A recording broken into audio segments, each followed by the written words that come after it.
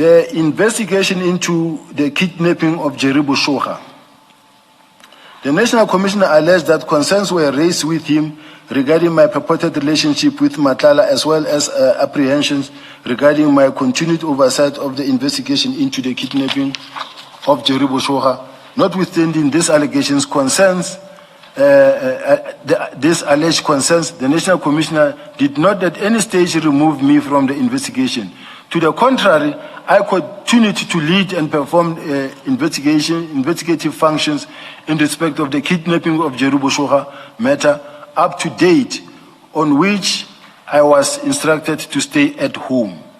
I further wish to place on record that my involvement in the investigation of this matter came about as a result of a family member of Jerry Boshoga approaching me directly.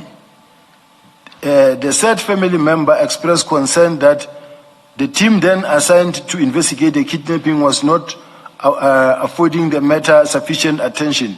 In that context, the family member requested that I specifically become involved in the investigation, and the matter was entrusted to me on that basis.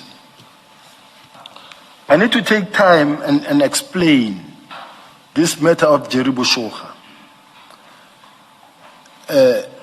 Chair, this matter was reported, the timelines I will get in the report in terms of when, the date, but what happened, it was reported and investigated by Gauteng. And then it was investigated, but not much attention was being given to the matter. Then a family member... When you say by Gauteng, who exactly are you referring to? I think it's Gauteng organized crime. And then the family member, who is a director at the, works in government at the presidency, the Union Building. He's a family member, he's a brother-in-law of Mr. Boshoga. I think he's a brother to the sister. Came to my office. I've got his name, I've got his contact details. And for the commission maybe to also maybe confirm the facts, so the investigators sit with him and confirm the facts. He came to my office complaining about the fact that Mr. Boshoga has been kidnapped for far too long and it looked like they're not enjoying much support. What I then did, I called all the structures. I called for the docket in Gauteng. I called intelligence investigators, those that were involved, and also I put a bigger team together. We were all sitting in my office in the boardroom, and I said, guys, we can't fail to deal with this matter. What is going on? And then all of them, they contributed, and then they started running with the investigation. We appointed a sergeant, I think Shihangule, and another colonel to lead the investigation. There's a report of what they are doing. I want to make a request, special request. Chair, I've never called any witness. I'm the only person, after so many allegations made against me by different people. In this one, I just want to ask the commission to just summon or call and come with a docket. Either Sergeant Shihangule or the Colonel Mashabela, who's investigating this matter, because the matter was not receiving attention at all. Since they investigated, the family was happy, completely happy. And may I also indicate that there's no any other person, senior, who's been involved in this matter than I have been, who pushed for this investigation more than I have done. And I'll tell you why. We have had, together with the minister, a meeting with the DPCI investigators. Now, this is a team that is able to trace a person without only looking at the phone and the SIM card, but whether you are on Wi-Fi or whatever. I expressed my dissatisfaction about this matter and invited their support. At the police summit, I was one of the speakers. I raised that, and I said at the police summit, I said, as a country, it is very worrying that a matter like this we are not able to resolve, where a person has been kidnapped for so long and we are unable to trace. We've got technology and we've got everything. At some point, the minister called the service providers to his office at his residential. With all the service providers for the communication, different. I raised the matter and say, everybody uses communication. Why are we not able to put all the resources that we want, that we have to trace this person? I went out of my way to make sure that this person gets traced. Now, my request is that the team that is investigating, Chair, if one of them could just come and say, this is what we've been doing, look at the docket before we got it, and what investigations we ran up until the docket, up until we were called. This thing that the National Commissioner received a complaint that I'm a friend to Ket Matlala, I don't know where it comes from. But General, when did you put this team together? I don't know if you mentioned the date. You had said you'd called a meeting and then you formed the team. When was that? After the same day the brother came to my office, I called a big team in the room, including intelligence themselves. I understand. I'm asking, when was that? The date? It's like I was saying, I don't have it here. I'll provide the date. Sure. Because they all came in my office when the date, it will be in the investigation diary of the docket when everything started. But the report I have, I will get the report. I have it somewhere, but I'll show it. It's first thing in the morning and say, yes, that report that I spoke about. So that it is clear that they conducted the investigation, even when I heard the National Commissioner saying that he was also approached by a Calvin Rafadi, who told him that General Sibiya is Ket Matlala's friend and cannot investigate this matter. Now, the investigation team were working hand in hand with the parent, with the mother, and they were very happy. Even when the team, they attempted to take the docket away from them, even General Sintumula, apparently they went to try and speak to the mother so that the team can be changed. The mother refused. Even when one of the generals, I think it was General Mkwanazi, saying that they spoke to the General Kumalo, saying that they spoke to the mother and the mother was complaining, and it is not true. I am asking the Commission to just call the investigators to come with a docket as well and to demonstrate to this Commission which team investigated this thing and made more investigation, because the team has been everywhere, even to Limpopo. They turned every stone. They followed all the leads. Even they worked with the family. Whatever information the family produced, at some point people were traced. I know of some colors that were traced, and some of them ran away. Some of them ended up being arrested for something else. But there were people traced. All I want to ask is that the Commission should summon the investigating officer, because this matter was investigated thoroughly. The PKTT was never involved, not even once. Not even once. But be that as it may, I just want to say, Commissioner, my request, special request, please let this investigation serve as an example, and put here to go through it and see who worked, who did the job, and who didn't do the job. That's all. I thought I heard you mention the race of some of the people that were arrested. Yeah, there was. Am I correct? You don't need to repeat that.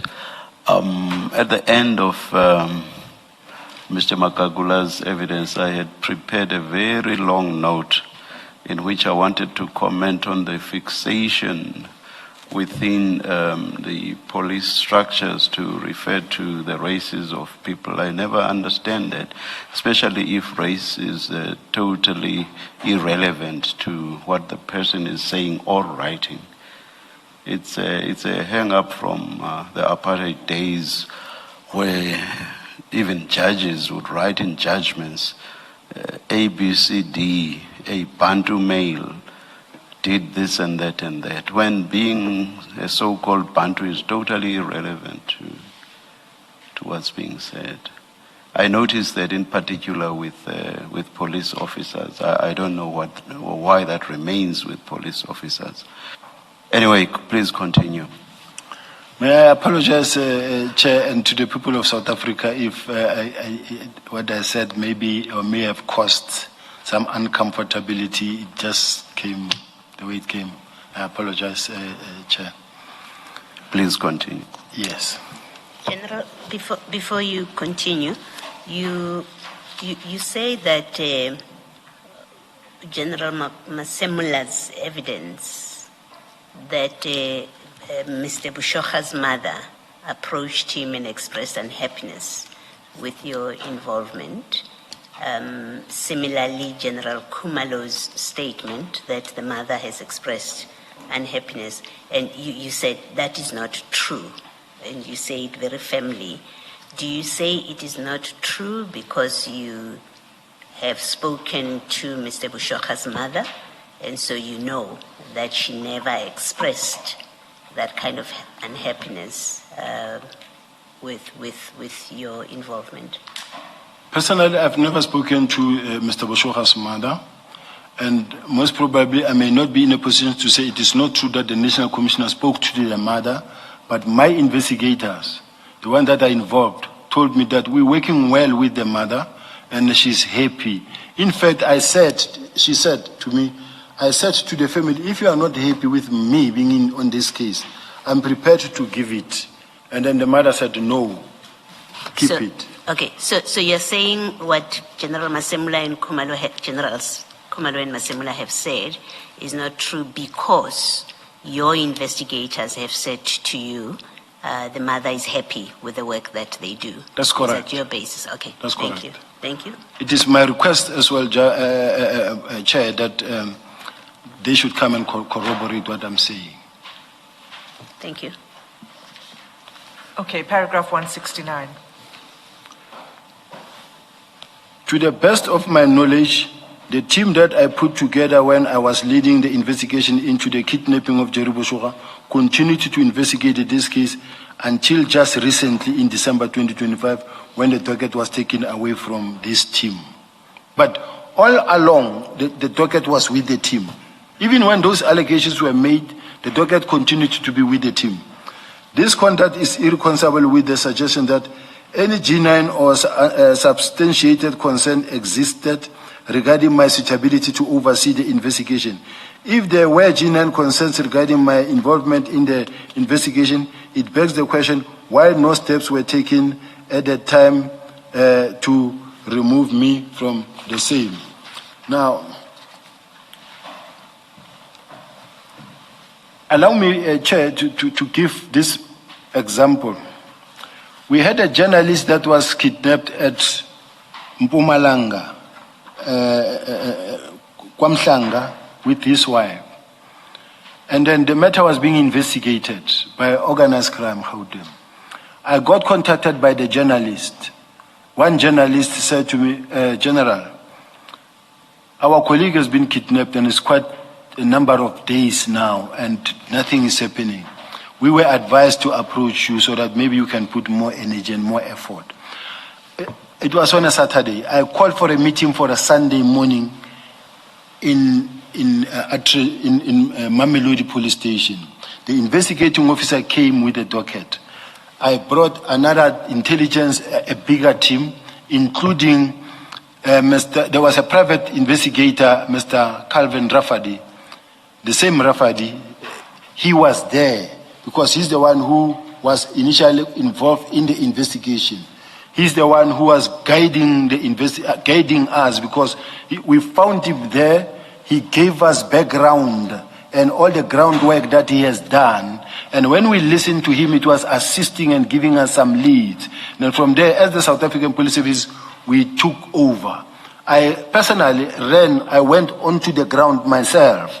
I spent the whole week in the bush looking for the investigating, up until we traced, we arrested people, and we found the bodies. Now, I just want to say, it's typical in the work that I do as the head of investigations. When something big happened, it hits against my chest if we are unable to resolve that particular matter. The same applies to your Lusikisiki 18 murders.